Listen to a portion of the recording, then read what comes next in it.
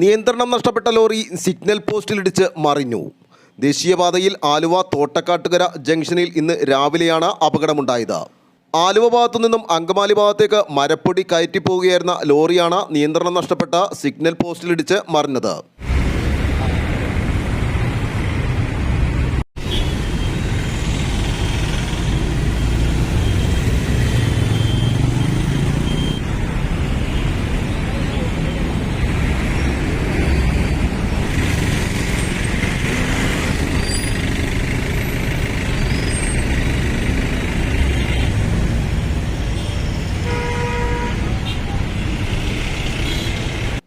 അപകടത്തിൽ തോട്ടക്കാട്ടുകര കവലയിലെ സിഗ്നൽ സംവിധാനം തകർന്നു. ലോറി ഡ്രൈവർ പരിക്കുകളില്ലാതെ രക്ഷപ്പെട്ടു.